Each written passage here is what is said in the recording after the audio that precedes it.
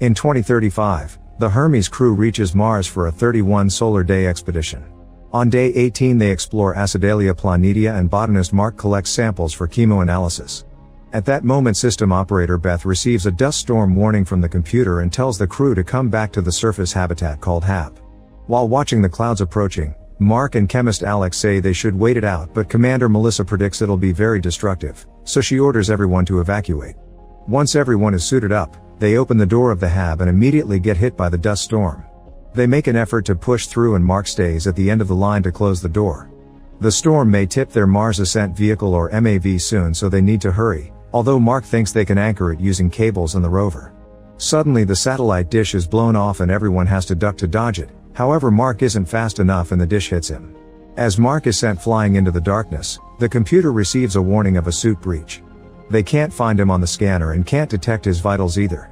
Melissa sends the rest of the crew to the MAV while she stays to search a little longer. Surgeon Chris points out that with a suit breach Mark must be dead by now, not to mention the storm is starting to trip the MAV. Melissa has no choice but to join her crew and authorize the launch. The MAV leaves Mars while the crew grieves for their lost friend. Meanwhile, the administrator of NASA Teddy appears at a press conference to announce that the Mars team is coming back without one of the astronauts. However, on Mars, the storm is finally over and Mark wakes up when his suit alerts him that his oxygen level is critical. A piece of metal attached to the satellite through wire has pierced his suit but has also kept the hole covered, which explains why he's alive. After cutting the wire, Mark rushes back to the HAB and painfully removes the metal rod, however there's still a piece inside. He uses forceps to remove that piece before closing up the wound.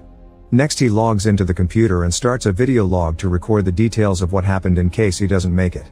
Since the antenna broke he has no way to contact NASA and the next manned mission will come to Mars in 4 years, but he doesn't think he can survive until then. While another storm appears outside, Mark spends most of the day resting but eventually he gets bored. He starts cleaning up the HAB and putting his friends' things in labeled boxes. Watching all their pictures makes him decide he won't die there. In the morning he organizes all the food including what they saved for Thanksgiving, which has some potatoes that give him an idea. Using his training as a botanist, Mark starts working on making a greenhouse inside the HAB with Mars soil and the crew's bathroom waste as fertilizer. He plants all the potatoes, but they'll need lots of water to grow. Thankfully he has the tools and the parts to create a device that can burn leftover rocket fuel and transform it into water. The first time he turns it on the machine catches on fire, so Mark has to fix his calculations before trying again while wearing protective gear. This time it works fine and now he has water for himself and for his garden. As days pass Mark keeps working hard and records everything on daily video logs. He takes care of the garden and does maintenance on the solar panels outside. On day 54, he's delighted to discover the plants are actually growing. On Earth, Director of Mars missions Vincent tells Teddy they should already organize a new trip instead of waiting 4 years since the last one wasn't completed. Teddy disagrees, saying that if they send a ship now they'll put Mark's body on display and the public won't like it. However, Vincent points out they could use that in their favor if they frame the mission as going back to retrieve the body for the family. Minutes later in the Texas Space Center, an operator receives a message from Vincent asking her to search some specific coordinates on Mars. She uses the satellite to check the area and is shocked to discover there have been changes at the HAB. After an emergency call, Teddy, Vincent, and the director of media Annie rush to the Space Center to see it with their own eyes. They conclude Mark is alive and begin arguing on how to proceed since the general public won't react well to hearing they left an astronaut behind and the crew will probably feel guilty. Teddy thinks Mark won't survive without food and Vincent worries about Mark's psychological state because he probably thinks he was abandoned by his peers. The next day Teddy appears in another press conference announcing that Mark is alive but he can't answer any questions because he lacks more information. The crew isn't informed of any of this yet. On day 70 Mark concludes he needs to start thinking long term. The team that will arrive in 4 years will land 3,200 kilometers away from his HAB, so he'll need to find a way to get there. The first problem is the only working rover, which can reach a maximum distance of 35 kilometers before it has to be recharged. The second problem is that the trip would take 50 days to complete, so he would be living in a rover with minimal life support. By taking pieces from the rover that was destroyed by the storm, Mark manages to double the battery life of the working rover. He does a test run in the middle of the night and notices how cold it gets, but turning on the heater would consume too much battery life. When he returns to the HAB he concludes he must dig out the radioisotope thermoelectric generator, which is a dangerous task because it's full of plutonium. By working carefully, he He manages to retrieve the generator without any accidents and connects it to the rover. On Earth, Vincent appears at a press conference to explain Mark's activity since the satellite footage is public. He explains Mark probably wants to go to the landing site, but if NASA could communicate with him, they'd tell him to wait until they rescue him. Afterward, Teddy scolds him for saying that on camera since they still don't know if rescuing Mark is possible. He also wants to send a supply probe to Mars, so the team tells him building and sending it would take 9 months. Teddy orders everyone to work overtime and get it done in 3. Flight director Mitch insists they should tell the mission crew about this, but Teddy refuses to do so until they can be sure Mark can be rescued. On day 79, Mark finally gets grown potatoes from his garden. He replants the small ones and saves the big ones for his food supply. Then he looks at the map while trying to think of a way to fix the communication issue and finally gets an idea. He gets on the rover and drives for a while in a direction that confuses Vincent at first. However, he gets excited when he also looks at a map and realizes where Mark is going. Moments later, Mark is digging in the sand to pull out the Pathfinder probe, which fell silent in 1997. He puts it on the rover and takes it back to the hab to start working on repairing it. At the same time, Vincent rushes to meet with the engineering team and brings out the Pathfinder replica so they can program a connection. Eventually, both Pathfinders make contact and the Earth team receives images from Mars.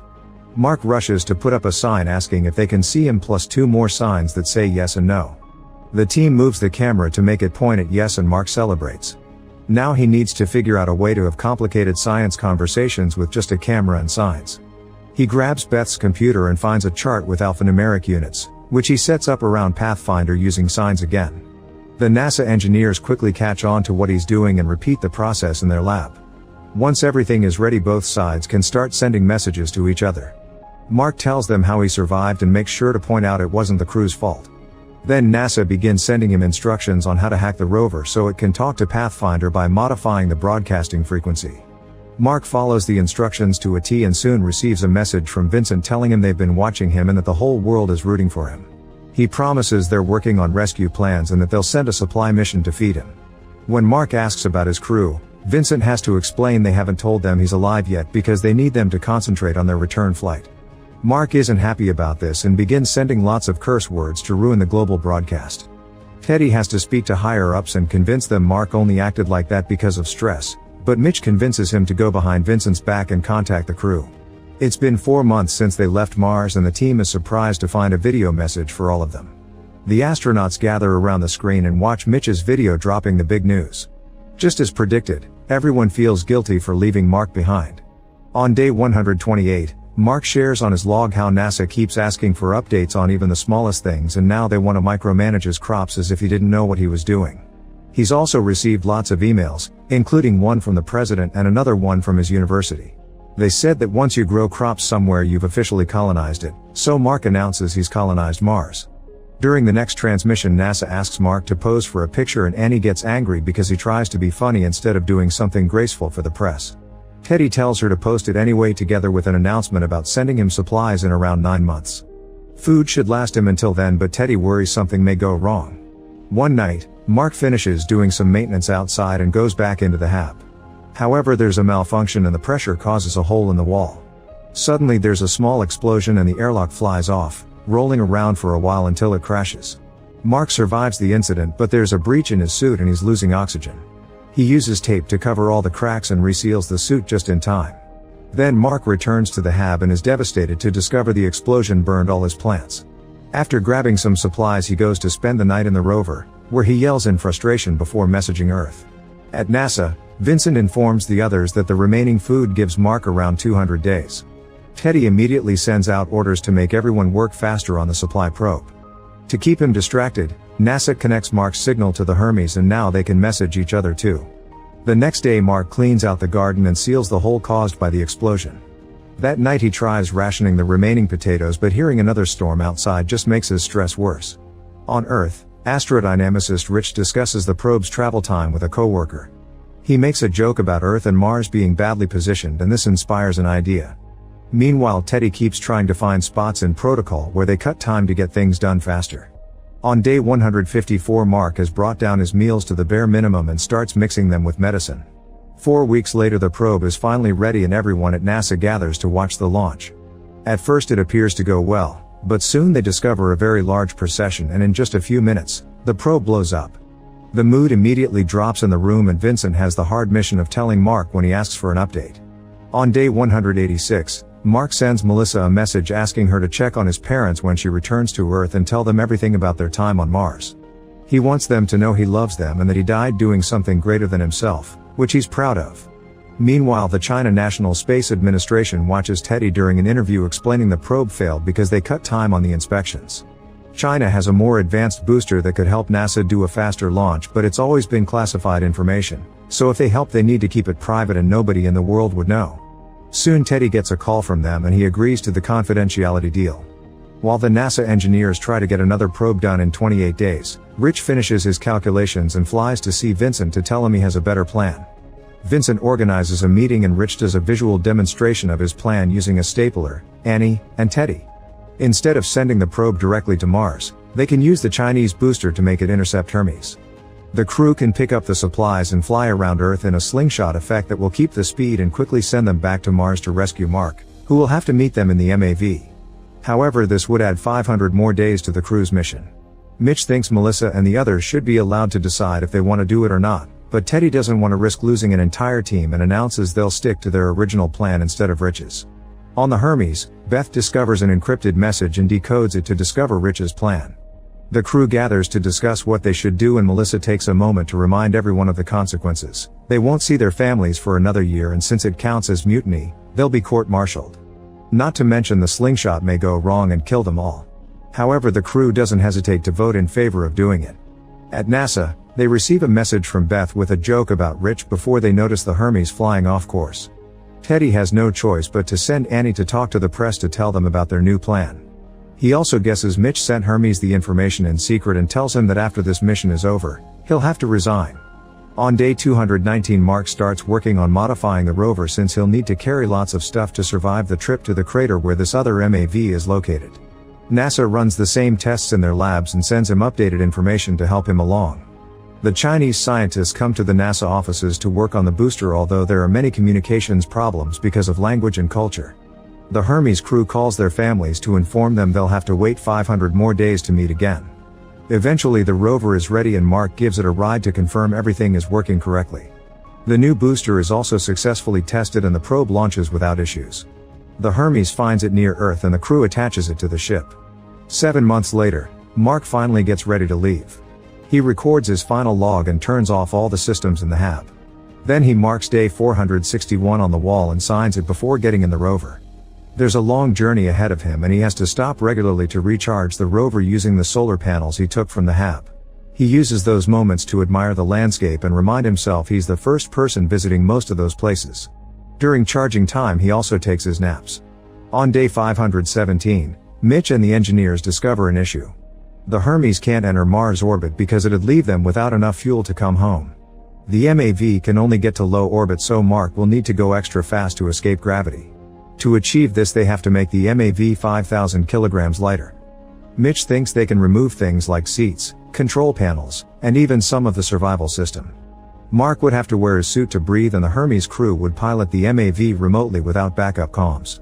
To make matters worse, they'd have to remove the nose airlock and the windows to cover the top of the MAV with canvas instead. There are too many risk factors that give this mission a high chance of failure, but they don't have any other choice.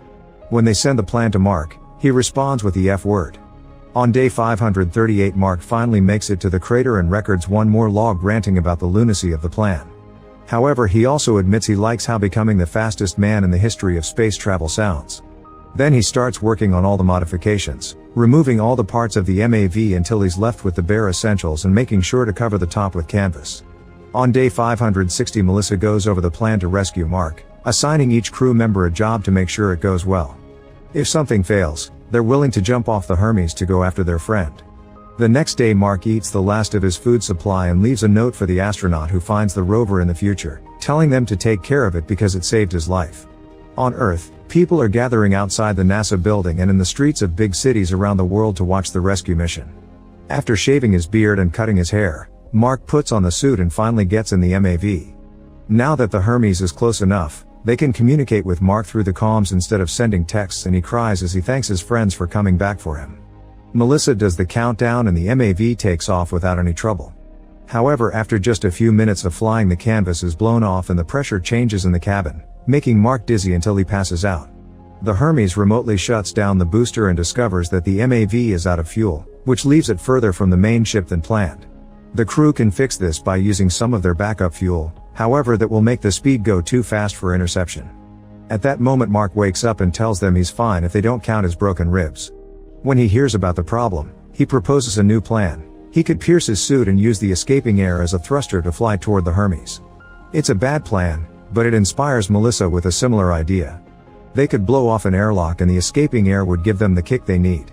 It's very risky, but they're out of options, so Melissa calls Alex and asks him to start making a bomb. Using the ship's supplies including simple sugar, Alex makes a bomb stronger than dynamite. Chris sets it up on the airlock before floating away. In the cockpit the calculations reveal that there still will be a small difference in distance, so Melissa announces she'll go out and rushes to suit up. When the bomb finally explodes, the airlock is destroyed and creates the desired effect. Once the Hermes is as close to the MAV as possible, Chris hooks Melissa up so she can go on a spacewalk to rescue Mark. Unfortunately the rope isn't long enough, so Mark gets to do his own idea. He pierces his suit and the air immediately begins pushing him around. He struggles to take control but eventually manages to fly out of the MAV. With her crew doing the calculations, Melissa fixes her course and reaches out to grab Mark when he passes by, however he's going too fast and their hands only bump. Thankfully he manages to hold onto the rope and Melissa begins pulling until they can finally reunite. The crew pulls them in before informing Earth that the mission went well and everyone around the world celebrates. Once Mark has recovered from this experience and is healthy again, he becomes a survival instructor for astronaut candidates. 3 years later a new mission to Mars is successfully launched. Make sure to subscribe and turn on notifications so you can watch more videos like this. Thanks for watching.